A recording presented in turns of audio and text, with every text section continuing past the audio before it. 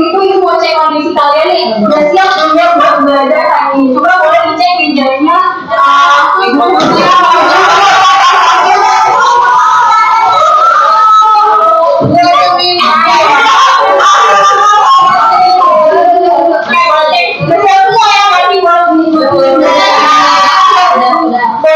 Jadi hari ini kita akan belajar tentang kebijakan moneter dalam mengendalikan uang beredar dan juga inflasi. Boleh kita akan apa? Jadi ini tujuan pembelajaran kita hari ini bisa kalian lihat dan nanti kalian akan menemukan di akhir pembelajaran. Kalian akan next. Oke, jadi ibu ada pertanyaan nih untuk kalian. Kalian rasa nggak sih kalau belakangan ini harga barang itu pada naik? Iya. Nah, kenapa sih negara kita tuh nggak mencetak uang aja dalam jumlah yang besar? Jadi nggak bayangin kalau misalkan Bank Indonesia itu mencetak uang besar dengan nilai 100 juta, terus kita dibagi masing-masing ke penduduknya. Apakah kita semua otomatis akan jadi kaya raya dan juga sejahtera? Boleh ada yang mau jawab? Semua. Oke, boleh. Kalau kenapa nggak cetak uang besar aja, kalau misalnya cetak secara berlebihan tuh jadi uangnya nggak ada nilainya Bu, jadi udah nggak berharga lagi dan untuk dapat itu nggak ada effortnya. Nah, apakah semua otomatis jadi kaya raya? Sebenarnya sih kalau menurut saya untuk secara otomatis, karena kan pasti apa ya, semuanya lebih sama gitu loh, kita semua pegang uang yang sama, jadi ya setara gitu kan. Oke, terima kasih Revin jawabannya. Apakah ada jawaban lain yang bersama sama si Revin? Oke, berarti sepakat semua ya. Ibu jadi nambahin nih, bener banget ya kita dikatakan sama Revin itu, kalau misalkan semua orang tuh punya uang besar senilai 100 juta, itu pasti harga barang-barang ataupun makanan kita akan naik. Misalnya kita pengen dimakan 15.000, tapi karena semua orang yang udah kaya, pasti dia akan jual harga 15.000 dong. Tapi juga orang ngeliatnya harganya kayak gitu, maka kan baru inflasi, paham ya? Oke, untuk memanage itu semua ada namanya kebijakan moneter. Apa sih itu kebijakan moneter? Kebijakan moneter adalah kebijakan yang dibuat oleh bank sentral untuk menjaga kestabilan nilai rupiah. Nah, kalau bank sentral Indonesia ini apa namanya? Bank Indonesia. Indikator stabilitas itu ada pertumbuhan ekonomi yang stabil, berkurangnya pengangguran, dan juga laju inflasi yang rendah. Boleh next kan? Oke, kebijakan ini ada jenisnya.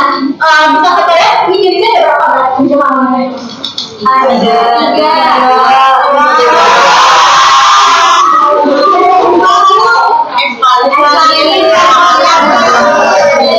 Jadi kebijakan itu dibedakan dari tujuan, kondisi, dan juga keuangan seperti apa. Untuk kebijakan ekspansif itu tujuannya untuk meningkatkan pertumbuhan ekonomi. Nah, kondisinya itu dilakukan saat kondisi ekonomi itu sedang lesu, pengangguran juga meningkat. Maka Bank Indonesia akan meningkatkan jumlah uang yang beredar. Untuk kebijakan kontraktif itu sebaliknya. Jadi ini tujuannya untuk menekan laju inflasi, terus juga dilakukan saat ekonomi terlalu overheating. Dilakukan untuk mengurangi atau memperketat kredit uang. Oke, ini ada instrumen utama Bank Indonesia. Instrumen itu semacam senjata ya untuk melakukan kebijakan moneter tadi. Boleh ada yang membedakan? Oke, untuk ya satu berbeda. Ini boleh.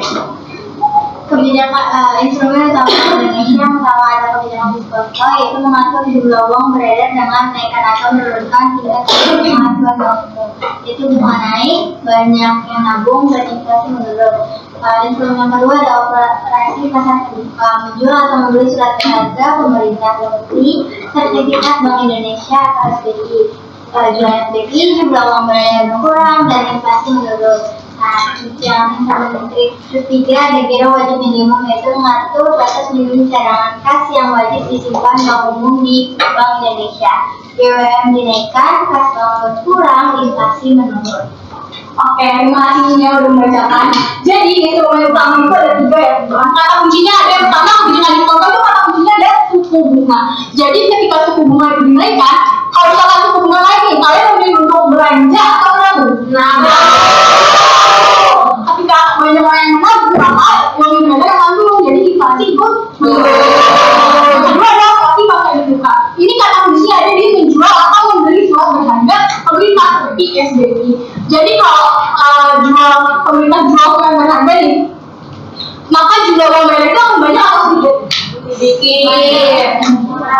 menjual banyak.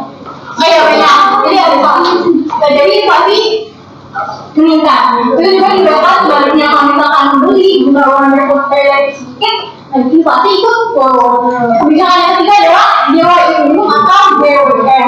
Itu mengatur minimum cadangan kas di Bank Indonesia. Jadi Bank itu menyimpan cadangan kasnya di Bank Indonesia. Kalau misalkan cadangan kas dihilangkan, maka orang bebas itu apa ya? Ini itu juga didapat sebaliknya kalau misalkan pemerintah mau meningkatkan perekonomian. Wajib kan? Oke, ada selain itu utama tadi ada satu sebagai tambahan. Ada dua yang pertama kebijakan selektif kredit dan juga ada dorongan moral. Jadi itu kalau kita himbauan kalau misalnya kebijakan kredit ini akan lebih diperketat kreditnya supaya uang yang itu nggak terlalu banyak. Paham ya di sini? Oke, kalau udah paham mungkin boleh kita akan makan kuis. Dipersiapkan ya handphonenya.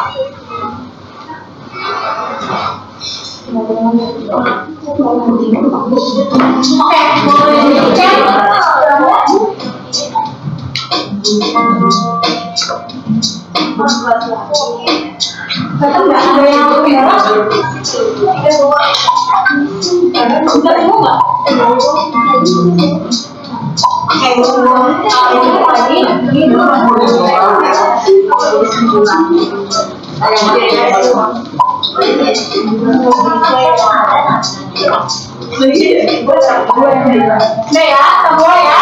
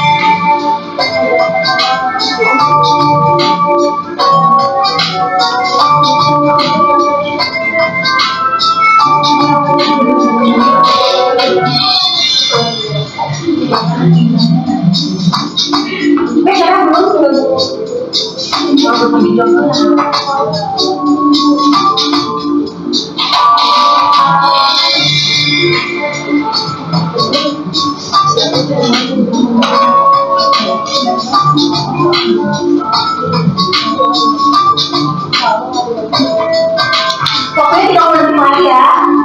Yang kedua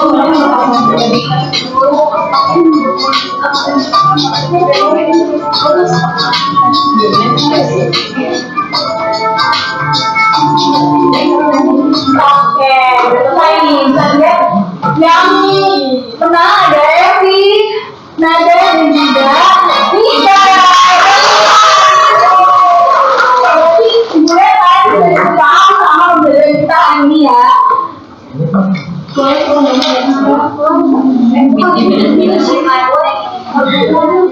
baik.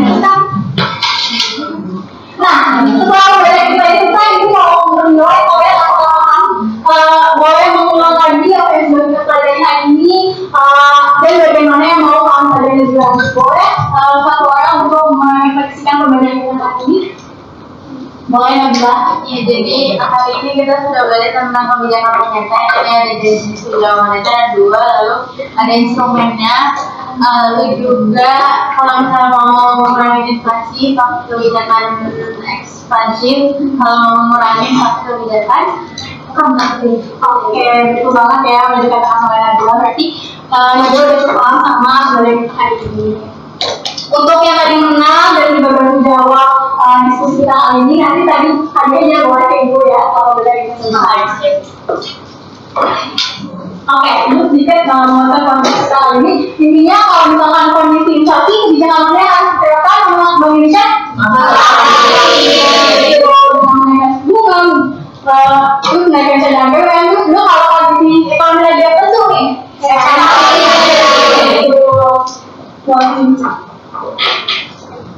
Oke, ibu ada sedikit PR ini buat kalian. Ini tuh juga sedikit ya. So, ini ada beberapa kasus yang kita akan jelaskan nanti untuk ketentuannya ada di slide selanjutnya. Ya, ada pertanyaan itu tidak juga waktunya. Ada deadline itu di minggu depan di pembelajaran kita selanjutnya. Ada yang bertanya nggak terkait dengan ini? Oke, berarti udah paham semua ya. Oke, pembelajaran kita kali ini sudah selesai. Kenapa?